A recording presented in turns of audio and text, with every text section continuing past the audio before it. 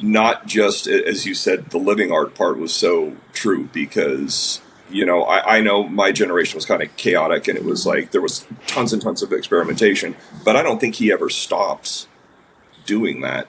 Maybe to a certain, he had a framework maybe by that point where, he had guardrails, but there was still because I come by and watch you guys, I just go sit in the corner, and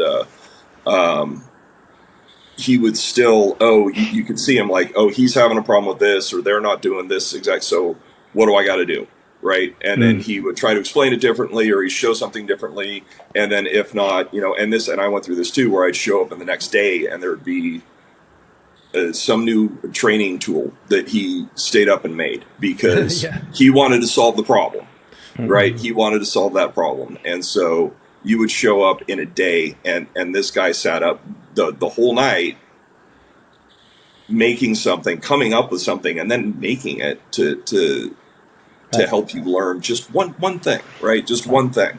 I just don't see that happening. I think just to add, Jason, the two biggest things that I would, if you were to ask me what I would like to share about Sonny, besides his martial arts prowess portion of it, was his ability to problem solve and make tools, right? His craftsmanship through his arts, his all the stuff that he make by hand, those two. I mean, and if you ever see him on the dance floor, all that stuff, and a musician, all that stuff correlated to what he was doing in the art, right? That kind of technicality, that kind of passion, that kind of integration of stuff, that kind of connecting with the other person as you flow, they're all part of the same lineage or connection, right? And if there's anything I would like for people to see more was that part of it, the toys that he made. I call them toys, but problem solving things. The frustrator, the knife throwing. I mean, everything that he makes, right? That dummy that was, I don't know who has it now, but that was like a touchstone for all of us. We see that it brings back all these memories of us trying it on that wooden dummy, right? For example, with the four legs but anyways, it's just been fun to watch. But anyways, I like for us to share some of that stuff because that's what made him really accessible to us, to me. Hundreds of knives, man. The hundreds of knives, and watching him go through the process of making them. I'm just, he can sit there for hours just on one knife, right? Just, he just looks so peaceful, just sitting there, carving, shaping, taking trinkets here, inlaying it there. It's just, what a wonderful thing to have, right? To have that kind of level of peace and quiet while you're doing your art, right? So anyways, didn't want to get emotional or anything like that, but not on the first episode. Shit. Not on the first. Let's get going first. If I could say one quick thing, and kind of very unique to him too, is at the time, and having been there for a while and working the door, and he was like, "Come in dressed as you go to work," right? And okay, and so I did, and he's just like, "Okay, this, do you have anything?" And I think I had we carried a radio and we put it in our jacket.